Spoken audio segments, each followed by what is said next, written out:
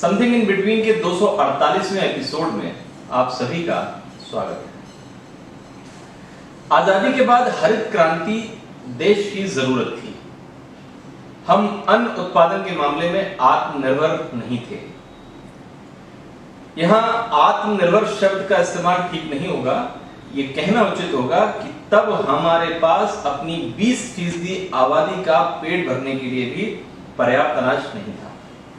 आजादी के पहले और आजादी के बाद लाखों लोग अकाल की गाल में समा गए। इस हिसाब से हरित क्रांति देश की जरूरत थी। इसके लिए professor Norman Borlaug, MS Swaminathan और तत्कालीन खाद्य मंत्री जगजीवन राम का देश शुक्रगुजार है। मगर अब इस हरित क्रांति के करीब 5 दशक बाद हमें पीछे मुड़कर देखने की जरूरत है। ये ठीक है कि हरित क्रांति वक्त की जरूरत थी। तब जीवन बचाना सबसे महत्वपूर्ण था। मगर इस हरित क्रांति के जो परिणाम सामने आ रहे हैं उससे हमें सचेत होने की जरूरत है। हमें खेती के तरीके में बदलाव लाने की जरूरत है। हमें हरित क्रांति के दौरान अपनाए गए खेती के तरीके में बदलाव लाने की जरूरत है। यह ठीक है कि हरित क्रांति 60 के दशक में देश की पहली जरूरत थी।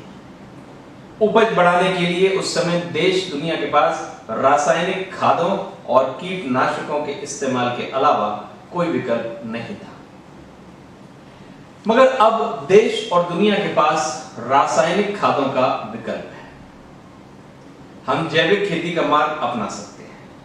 वह इसलिए कि हरित क्रांति के दौरान अपनाए गए खेती के तरीके का व्यापक दुष्प्रभाव अब बेलगाम होता जा रहा है। हालात अनियंत्रित होते जा रहे हैं।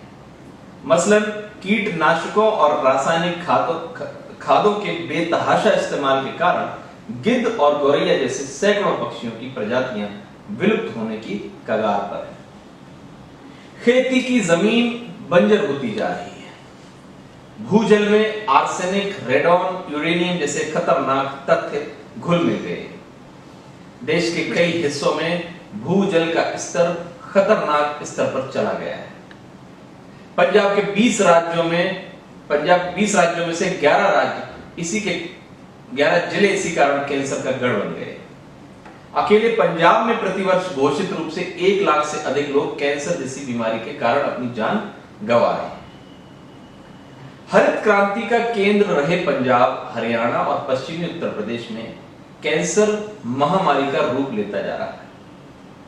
हरित क्रांति ने पंजाब के किसानों को समृद्ध तो बना दिया, लेकिन हरित क्रांति के दौरान रासायनिक खाद और कीटनाशकों के कारण भूगर्भ दूषित हुए जल ने उन्हें कई रोगों से ग्रस्त भी कर दिया, जिसमें कैंसर भी एक है।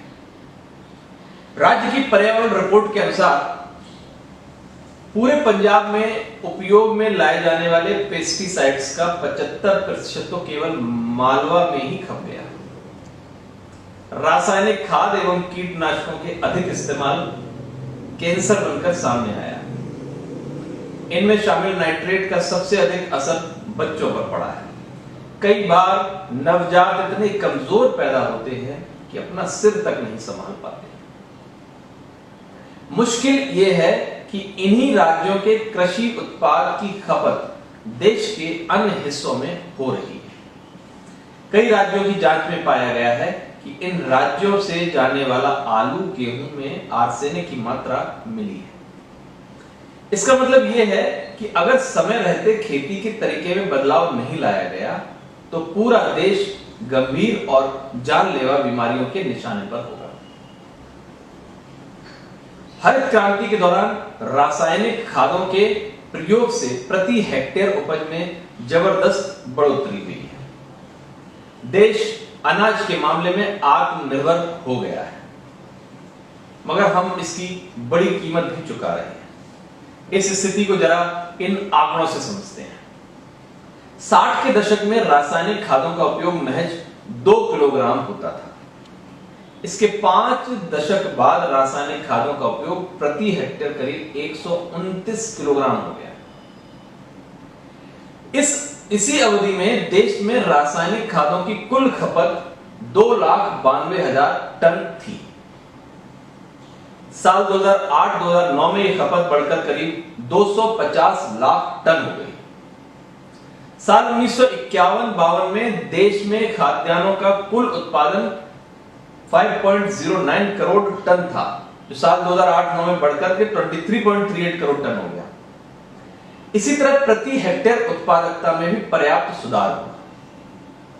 वर्ष 1950-51 में खाद्यान्नों का उत्पादन 522 किलोग्राम प्रति हेक्टेयर था, जो बढ़कर 2008-9 में 1893 किलोग्राम प्रति हेक्टेयर हो गया। अहम सवाल मानव जीवन और स्वास्थ्य भी है। देश के संविधान में स्वस्थ जीवन जीने का अधिकार हमें मिलता है, मगर हरित क्रांति के बाद शुरू हुई खेती की नई पद्धति हमारे जीवन के अधिकार का हनन कर रही है, हमारे स्वस्थ रहने के अधिकार पर डाका डाल रही है। हम भोजन के रूप में जहर को स्वीकार नहीं कर सकते। ऐसे में जरूरी जैविक खेती को बढ़ावा देने की जरूरत है। जैविक खेती को बढ़ावा देने की मतलब हमें हरित क्रांति के पहले की स्थिति में लौटना है। हम इस स्थिति में लौट सकते हैं, वह इसलिए कि अब जैविक खेती के माध्यम से भी हमें पर्याप्त उपज हासिल हो रही है। हम देश को जैविक खेती से उत्पन्न उत्पादों का हब बना सकते हैं। दुनिया में इसका बड़ा बाजार है, हम इस बड़े बाजार की अगुवाई कर सकते हैं। इस क्रम में पूर्वोत्तर के राज्यों और पहाड़ी राज्यों ने हमें उम्मीद पैदा की है। सिक्किम देश का ऐसा पहला राज्य है जहां 100% जैविक खेती हो रही है। त्रिपुरा और उत्तराखंड भी इसी राह में तेजी से आगे बढ़ रहे हैं। हिमाचल प्रदेश और लद्दाख भी इस क्षेत्र के लिए नई उम्मीदें पैदा कर रहे हैं। एक वर्ष में इससे जुड़े उत्पादों के निर्यात से 5,151 करोड़ की विदेशी मुद्रा हासिल हुई है। जाहिर है कि देश के पास जैविक खेती की क्षमता है। दुनिया जैविक खेती के माध्यम से हासिल उत्पादों को हाथों हाथ लेने के लिए तैयार खड़ी है। दुनिया में इसका बाजार लगातार फैलता जा रहा है। जरूरत इस अवसर को पहचानने के साथ मानव जीवन बचाने की भी है। ऐसे में हमें वक्त रहते खेती के तरीके में बदलाव लाना चाहिए, न सिर्फ अपने नागरिकों के लिए बल्कि पर्यावरण और इससे जुड़े जीवों की रक्षा के लिए भी। नमस्कार।